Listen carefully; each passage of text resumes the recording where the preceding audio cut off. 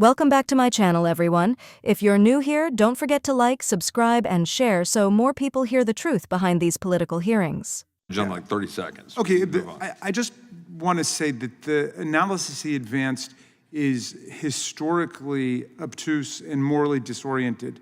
The slave states took the position that the enslaved African Americans should count 100% for the purposes of reapportionment, but for those purposes only. They didn't have any civil rights, they didn't have any voting rights, they couldn't run for office, they had no civil liberties, they were property.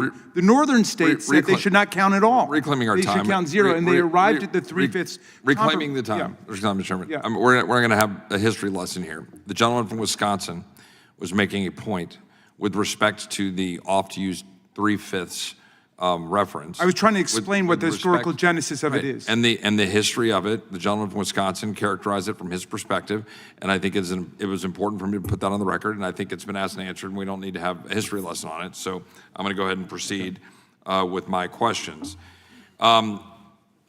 This hearing, I think, has been illuminating on a number of different levels, and I would like to ask just sort of a simple question for the panel generally, which is very specifically, was the 2020 census accurate? Mr. Mayfield. At the state and national level, it was within the margin of error for modern censuses. Below the state level, it was not. Mr. Rodriguez. Considering that it counted illegal and non-immigrant aliens, it was inaccurate according to the dictates of the Constitution. Mr. Miller. It was the most inaccurate census in modern times, in my opinion. Mr. Yang.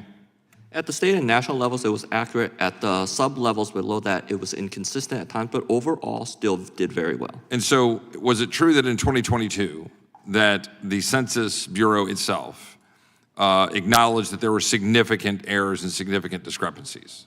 Is that correct, Mr. Mayfield? That is correct. Right. And did it have significant impact on states, and that there were undercounting and overcounting of at least 14 states? Mr. Mayfield? That is the census position as of 2022.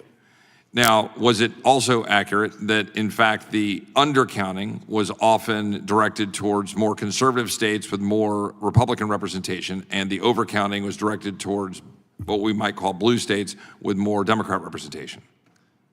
I can't address your use of the word direction. That is certainly what the modeling suggests was the result. Mr. Miller, would you add to that? Yeah, the Census Bureau would acknowledge that that would have been the outcome. And to the tune of as many as 500,000 in the state of Texas, for example? That's correct, costing Texas an additional congressional seat. So let's get to the heart then of why. Like, why is that the case? We've posited here in this hearing, I've heard a number of folks represent, that one of the reasons is because of illegal immigrants. So true or false, is the issue of how we count involving illegal immigrants having a direct impact on representation in Congress? Mr. Mayfield. That is undeniably true. Mr. Rodriguez. I agree, and it's been true for at least the last 3 censuses. Mr. Miller. It's a mathematical certainty. Mr. Yang. Undocumented immigrants are required to be counted under the Constitution. Do they have a direct impact on how we apportion and how districts are getting set up? That is less clear to me. Let me ask you a question, Mr. Yang. You posited earlier some theories about how we count people and that we should count everybody for apportionment purposes. If 75 million people were to come into the state of California between now and 2030, should we have 100 new congressional seats in California if all 75 million of those people were illegally present in the state of California? That's the way the Constitution is currently constructed, as I understand it. So that's how, and taking issue with that, by the way, that the Constitution requires that we apportion based on people who are here illegally, which a number of the other people on the panel have questioned, in which at no point has the Supreme Court said that that is the case. Then we're saying here, the Democrat witness is saying that if we had 75 million people illegally flood into the state of California, we must have 100 representatives, again, rounding the math there, added to the state of California. That is extraordinary to me. But I do want to follow up and finish on this question of the differential privacy.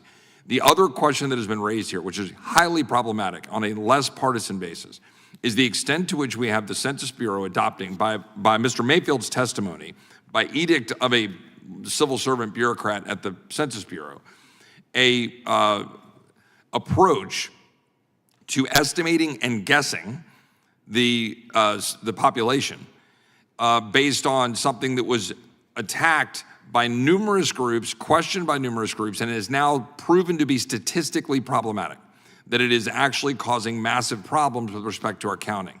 Is that fair, Mr. Mayfield? That is accurate. Mr. Rodriguez, is that fair? That's fair. Mr. Miller? We may disagree on a lot of different things, but I think there's a bipartisan consensus that this is a problem, a big problem. And Mr. Yang, you said something to the tune of fine-tuning, but you also seem to acknowledge that there are significant problems with respect to the way this is being handled now. As a new policy, I agree that this is something that needs to be evaluated, absolutely. And so, Mr. Miller, you've thrown out a couple of ideas. I want to conclude on that point because I think it's really important that there are other ways to go about doing this. And swapping, you get into that. And the issue here for everybody to understand is you have laws that say you got to protect privacy. You've got a massive file that is protected at unbelievable levels of security and inability to look at the data. And so therefore, we've got to figure out how to know that we have an accurate census. And this differential privacy is raising massive concerns on a nonpartisan basis, right? A Harvard study, independent groups on the left, groups on the right. It would seem to me that we should come to a consensus on how we should approach this.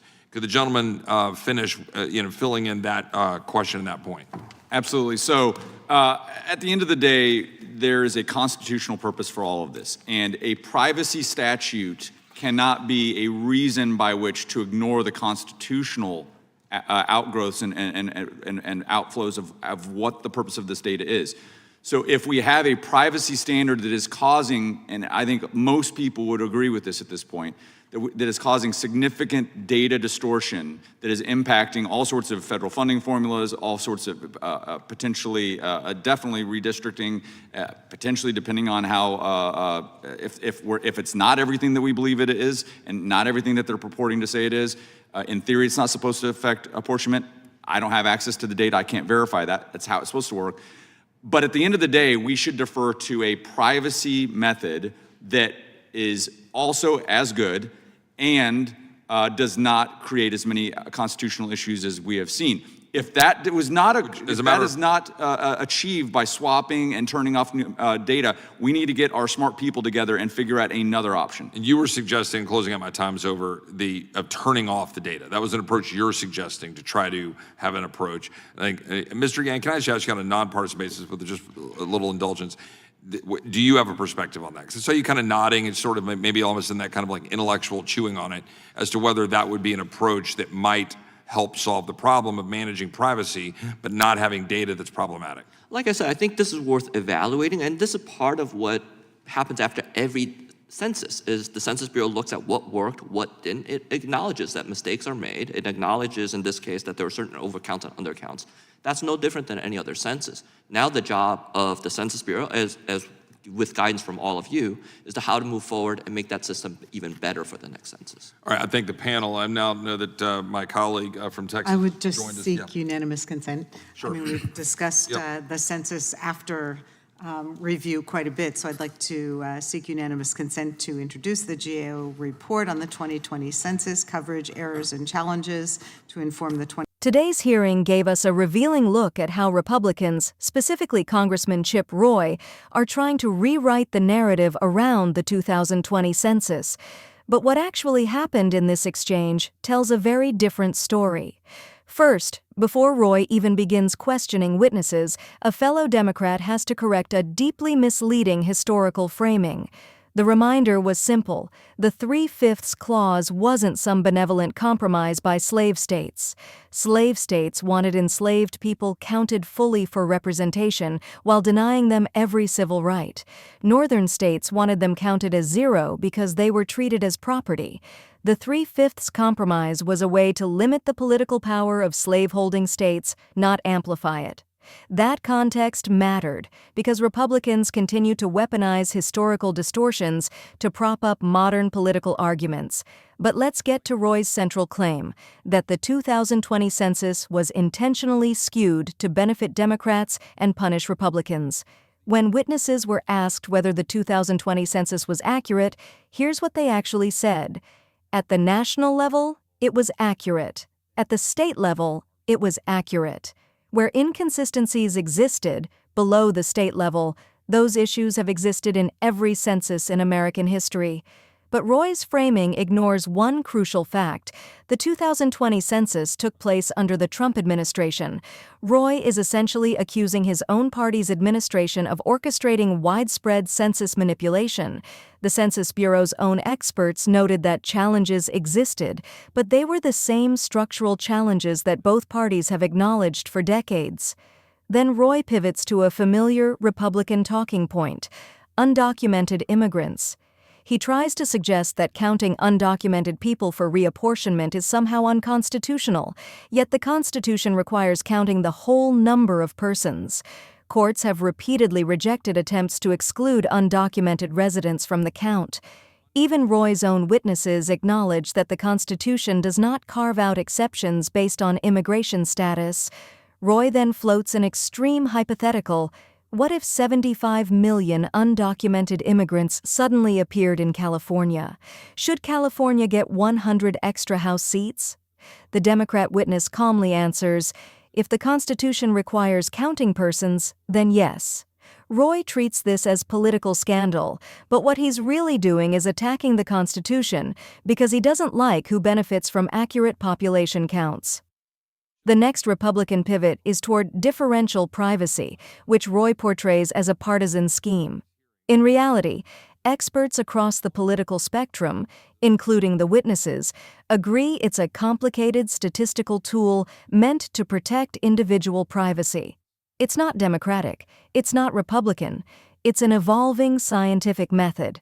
Multiple experts testify that every census has errors, and every census is followed by a review process to correct and improve methodology.